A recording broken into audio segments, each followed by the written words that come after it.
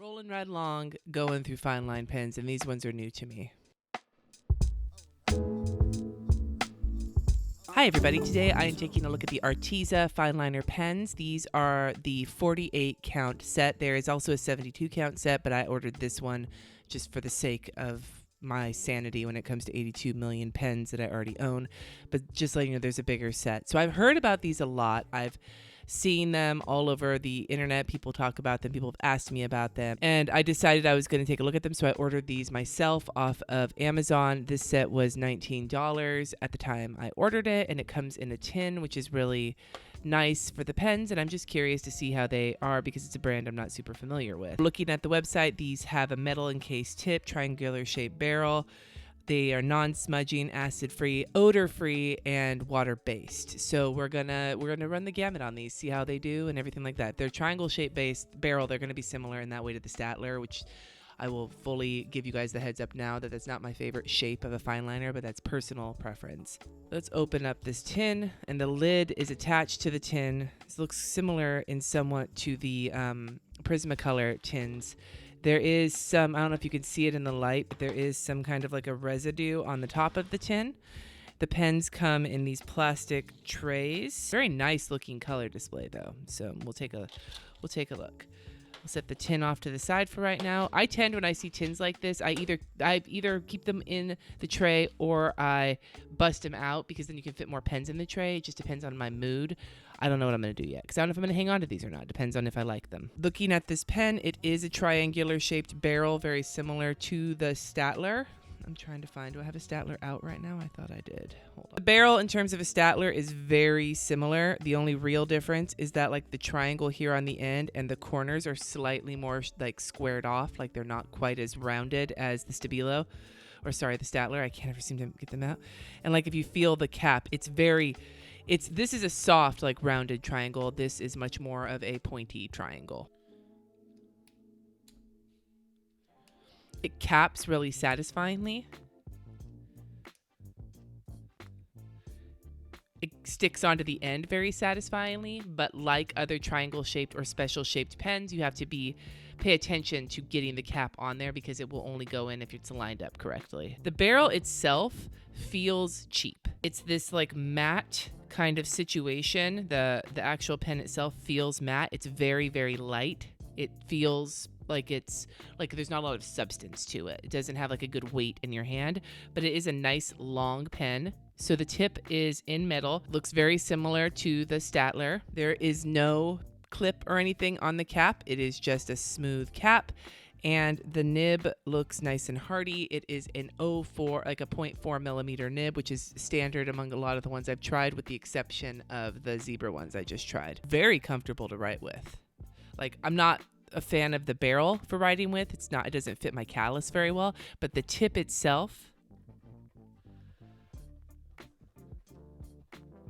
I'm giving it a good press and it doesn't feel like it's buckling, although it is bending a little bit. You can see it with the way it looks right there. Let's check the smudge. It smudged a little bit, but it wasn't that bad. Yeah, I would say that, I mean, they're not completely fast drying, but they are fairly quick to dry and not smudge. When I compare them versus the other fine liners, when my daughter uses them when we do the big roundup in July of colorful fine liners, she's a lefty, so she will test it and let us know if it is truly lefty hand friendly, but it looks better than some of the other ones I've tested lately. Curious about the odor. I'm going to sniff because it says odor free. It's not really something any of the other fine liners talked about. Like I know Sharpies super smell, but they're alcohol markers of some sort. So I don't know, or like solvent or whatever. It doesn't smell like anything, but now I'm going to smell the Statler just to see. That doesn't really smell like anything either. So I kind of feel like the odor free is not really, if it's a water-based marker, those usually don't have much of an odor. I also have allergies really bad right now, so that could be it too. Maybe nothing smells to me at the moment. I'm going to run some water over it. They say they're water-based, so it probably will not be water resistant, but we might as well give it a shot. Nope, not even close. But they didn't claim it to be, so I'm not trying to give it a claim of anything that it is not. So what I'm going to do now is open up my bullet journal and do a swatch page of these so we can look at the colors, and I'll have a better idea of how they feel when you write with them because I will have written with 48 of them.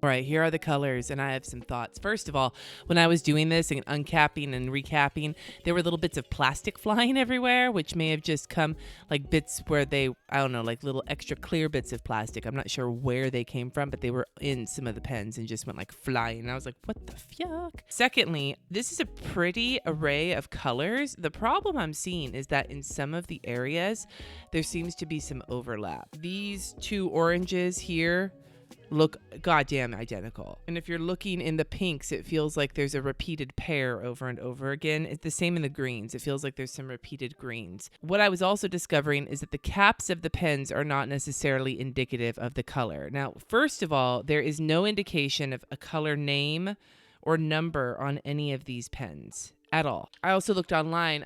There were some numbers associated with the pens on some of the color charts I saw, but I couldn't figure out where those numbers came from. So I decided to just keep them in their exact trays and keep them in order, which means I'm gonna have to pay attention to them if I'm gonna use them, if I want to remember what color is what. As an example, let's look at these blues. Some of the blues seem to relatively match their caps. Some of them don't. This blue, for example, I expected this blue to be actually bright like this one, not like the one it actually is. And these two blues are fairly close to each other. So I need to just keep them in order if I want to remember what color is what. They are nice and saturated, and I like that there's some variation in the yellows and like light orange, because that's something that a lot of fine liner sets don't seem to have. This color here I really love. They wrote comfortably. The tips seem to be fairly squishy, but not so squishy that they got destroyed. And let's look at the bleed. There is a lot of shadowing with these, like, so you can see here. So see right there, you can see it's not bleeding, but it is shadowing, and I was barely pressing down. So I would imagine if you're going to color or use more than one layer of these, that you need to be careful.